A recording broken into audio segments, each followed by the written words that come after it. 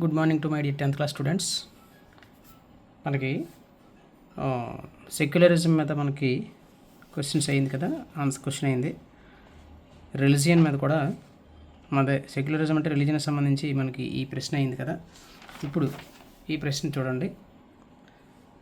Write about the rule of caste in politics.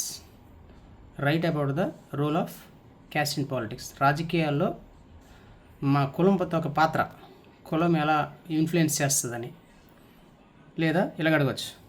What is meant by communalism in politics. రాజకీయాల్లో communal politics అంటే ఏంటి? Real life examples చెప్పమని. Real లైఫ్లో రాజకీయాల్లో కులం పాత్ర ఎలా ఉంటుందో, రాజకీయాల్లో కుల వినియోగం ఎలా ఉంటుందో రియల్ లైఫ్ ఎగ్జాంపుల్స్ ఇమ్మని. దాన్ని మతతత్వ రాజకీయాలు లేదా కులతత్వ రాజకీయాలు అంటారు. కులతత్వం లేదా మతతత్వ రాశాను. కులతత్వ అంటే రాజకీయాల్లో మతాలు ఎలా ఉపయోగపడతాయి, కులం ఎలా ఉపయోగపడుతుంది, ఎన్నికల్లో లేదా రాజకీయాల్లో కులాన్ని ఎలా వినియోగించుకుంటారు, దాని యొక్క పాత్ర ఏంటి, దానికి సంబంధించింది ఏదైనా సరే ఇదే. సో చూస్తే ఎంతకి కమ్యూనల్ పాలిటిక్స్ అన్నాడు కదా. కమ్యూనల్ పాలిటిక్స్ అంటే ముందు డెఫినేషన్ ఇచ్చి రాజకీయాల్లో కులం యొక్క పాత్ర ఏంటి రాసుకుంటాం. The manner of using religious or cultural identity to gain power is called communal politics. The manner of using religious and or cultural identity అంటే రాజకీయాల్లో మతాన్ని లేదా మతం తాలూకు సంస్కృతిని గుర్తింపుగా వాడి రాజకీయాల్లో అధికారాన్ని చేపట్టడం.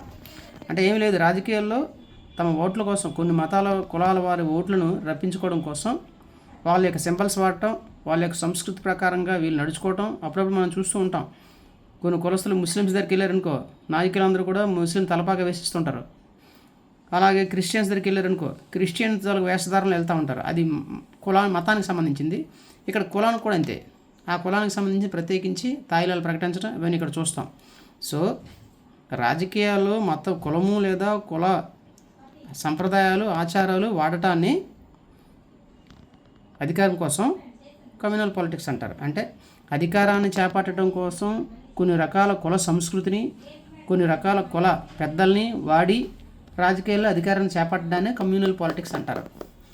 సో దానికి examples, caste continues to be close relation to the politics. రాజకీయాలు అనేవి కులంతో చాలా దగ్గర సంబంధం ఉంటుంది. ఎక్కువ శాతం కుల రాజకీయాలు ఎక్కువ జరుగుతూ ఉంటాయి. ఆ కులాలని అట్రాక్ట్ చేయడం కోసం రకరకాల తాయిలాలు, రకరకాలటువంటి ఎత్తుగడలు రాజకీయ నాయకులు చేస్తూ ఉంటారు.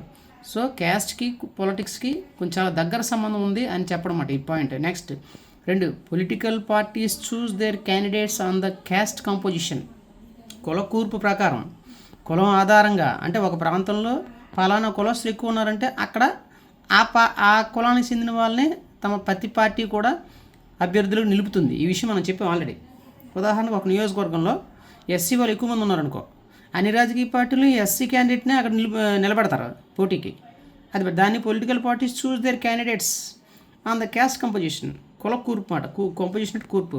కులం ఆధారంగా రాజకీయ పార్టీలు తమ అభ్యర్థుల్ని నిలబెడతారన్నమాట కాన్స్టిట్యున్సీస్లో.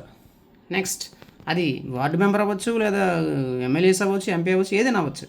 Next 3, some political parties are known to favour some caste. Already కొన్ని పార్టీలు అంటేనే కొన్ని కులానికి చెందిన వాళ్ళకి ఎక్కువ ప్రాధాన్యత ఇస్తారా ఆయన ఒక రకమైన గుర్తింపు వచ్చింది ఆల్రెడీ. కొన్ని అందులోనూ చూడండి, ఎస్సీకి సంబంధించిన కొన్ని జాడ శ్రావణ్ కుమార్ అనే ఒక ఆయన తనకు సంబంధించి ఒక పార్టీ పెట్టాడు.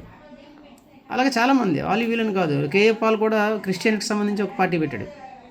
అలాగా అంటే కొన్ని పార్టీలు అంటేనే ఆటోమేటిక్గా పలానా కులానికి చెందింది ఈ పార్టీ అనేస్తారంటారు. సో ఆల్రెడీ ఇప్పుడు ఇన్బిల్డ్గానే some political parties are known to favour some caste. కొన్ని క్యాస్ట్కి వాళ్ళు ఫేవర్గా చేస్తూ ఉంటారు. వాళ్ళు ఆ పార్టీకి చెందిన ఆ కులానికి చెందిన వాళ్ళు ఆ పార్టీ అంటారు.